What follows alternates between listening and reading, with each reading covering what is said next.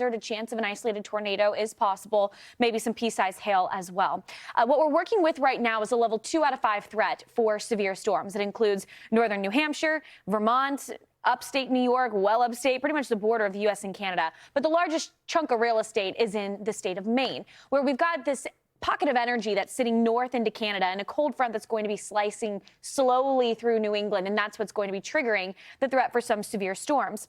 Now, I will say that it's this record-breaking heat, maybe a little less so for the I-95. We're not necessarily in record territory, but we are the further north you go. So Burlington, Vermont, Manchester, New Hampshire, Syracuse, New York. But notice where all of these potential records are. They're closer to that severe storm threat because you need that heat in a big way in order to get strong to severe storms in this part of the country. So what we're expecting is you'll have winds coming out of the south over the next couple of days. You'll notice the humidity increase and the heat increase.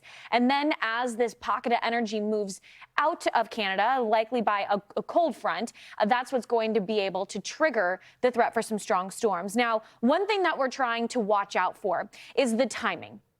As of right now, the timing's a little bit off, which actually works in New Englanders' favor.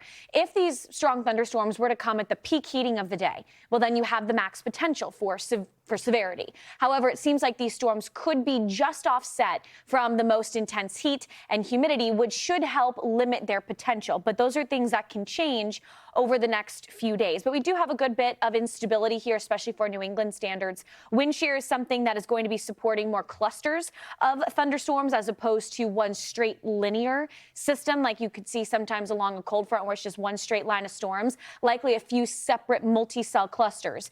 But within that, especially given the fact that wind shear is there, an isolated tornado is certainly possible. So here's the timing for you. The majority of the day on Tuesday is going to be fairly dry.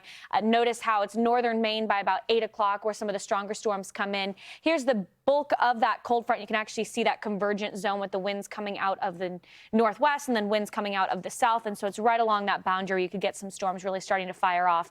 Lose some of its energy as it works its way towards the I-95 corridor. A couple of spotty showers certainly possible through Wednesday, Thursday across parts of New England. But the big threat for severe storms is really on Tuesday. But there is an outlook potentially that the mid-Atlantic could see a couple of strong storms on Thursday, although the confidence in that is fairly low. So we'll keep you posted.